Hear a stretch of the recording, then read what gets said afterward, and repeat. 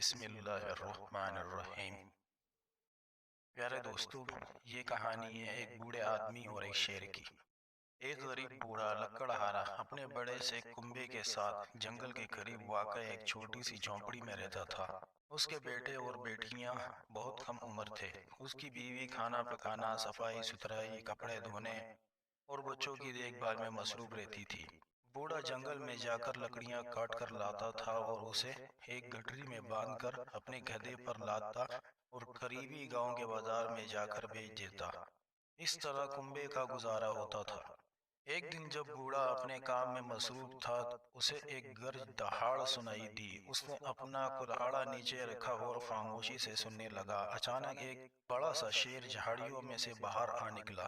شیر نے بوڑھے سے کہا کہ مجھ سے مت ڈرو، میں تمہیں نقصان نہیں پہنچاؤں گا۔ تم بہت محنت سے کام کرتے ہو، تم بیٹھ کر تھوڑی دیر آرام کرو، تمہارا کام میں کر دوں گا۔ بوڑھا حیران تھا، اسے معلوم نہیں تھا کہ شیر باتیں کر سکتے ہیں، اور کیا بات ہے کہ شیر اسے مدد کرنے کی پیشکش کر رہا تھا۔ اس نے کہا، تم کتنے مہربان ہو پیارے شیر۔ بوڑھا ایک درخت کے نیچے آرام کر رہا تھا جبکہ شیر کام کر رہا تھا۔ شیر نے جلدی ہی ساری لکڑیاں کاٹ دی۔ بوڑھے اور شیر نے مل کر لکڑیوں کو ایک گٹری میں باندھ کر گدھے کی پیٹھ پر لاد دیا۔ بوڑھے نے شیر کا شکریہ ادا کیا اور لکڑیاں بیچنے چلا گیا۔ اگلے دن پھر شیر آیا اور اس بوڑھے کی دوبارہ مدد کی۔ کچھ ہفتوں تک یہ سلسلہ جاری رہا۔ ایک دن کام ختم ہونے کے بعد شیر نے بوڑھے کی گود میں اپنا سر رکھا اور آرام کرنے لگا۔ اس نے بوڑھے کی طرف دیکھتے ہوئے پوچھا، کیا میں خوبصورت ہوں؟ ہاں، واقعی تم بہت خوبصورت ہو، بوڑھے نے جواب دیا۔ کیا میں طاقتور ہوں؟ شیر نے پوچھا۔ ہاں یقیناً، بے شک بہت طاقتور ہو، بوڑھے نے جواب دیا۔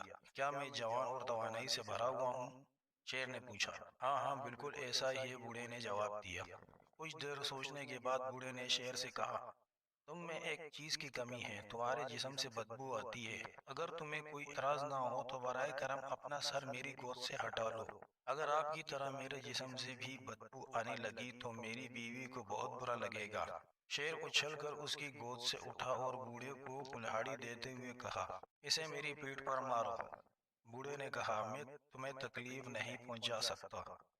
شیر نے کہا، یہ میری خواہش ہے، اور یہ کہنے کے ساتھ ہی وہ دہاڑنے لگا۔ بوڑھے کی سمجھ میں کچھ نہیں آ رہا تھا کہ وہ اب کیا کرے۔